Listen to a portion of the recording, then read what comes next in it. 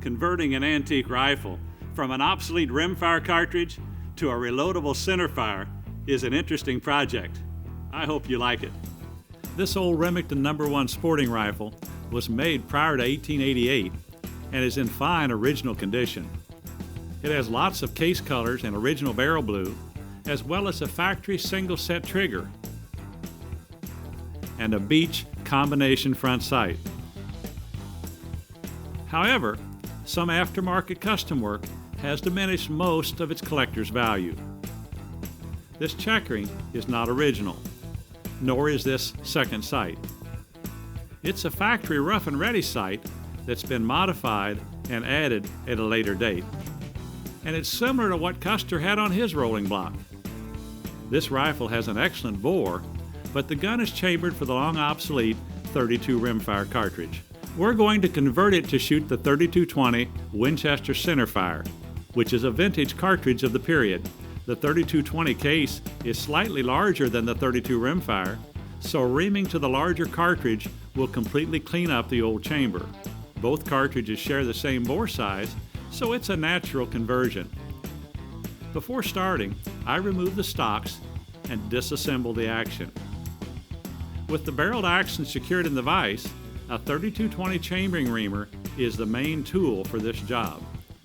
It has a solid pilot which will follow the bore, and these flutes do the cutting. Using plenty of oil, I begin cutting the new chamber. The reamer is removed frequently to brush away the chips.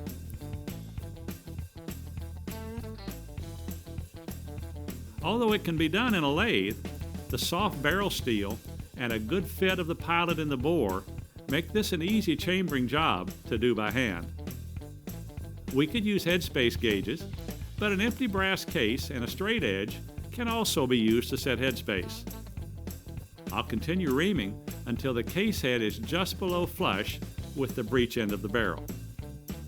A piece of tape on the case head shows that I have about 2/1000ths of headspace.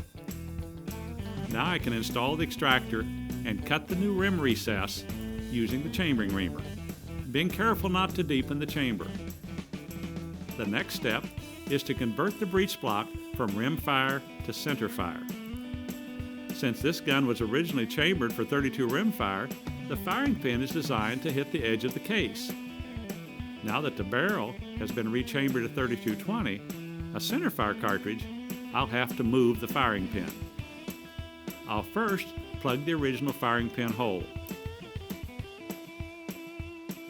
I start by securing the breech block in the mill vise, then drill out the firing pin hole with a number 28 drill, being careful not to drill too deep, and tap it for an 8x40 screw. The mouth is chamfered lightly, at least 1 thread depth. Since the breech block is at a slight angle, the chamfer isn't quite round. The head of the screw nearly matches the chamfer I've just cut.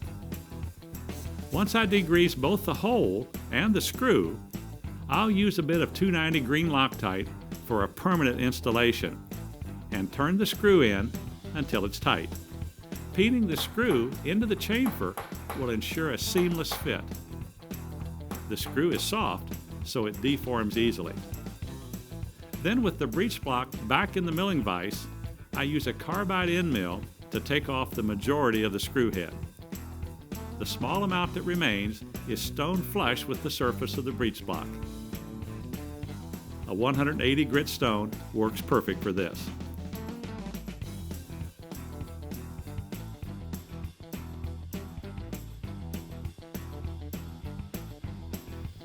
Next, I'll install the hammer and breech block back into the receiver. I'm using a cartridge case to hold a shop-made punch. It happens to be a 218B case, which will work for several cartridges, such as the 2520 and the 3220. With the case in the chamber, I use a cleaning rod to strike the punch, marking the location of the new firing pin hole on the breech face. Now I can drill the hole. I start with a center drill and finish using a 5/64" drill. The hole isn't perpendicular to the breech face as the firing pin travels through the breech block at an angle. Next, I need to drill a new channel in the back of the block for the main part of the pin, as the new firing pin travels through the block at a slightly different angle from the original pin. The new channel is cut with a 1/4 inch carbide end mill rather than a standard drill.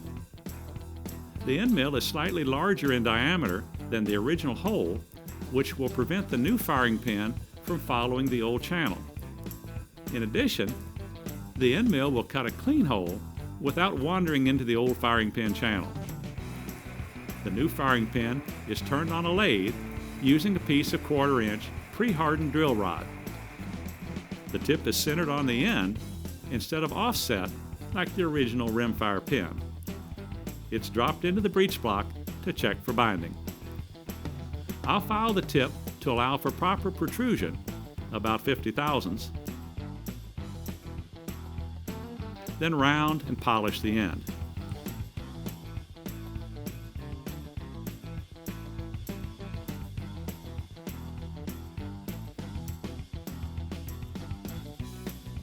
After marking the location of the retaining notch, I'll cut it in with a round file.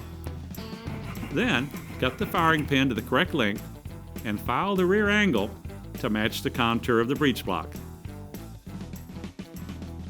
All that's left is to reassemble the gun and head for the range.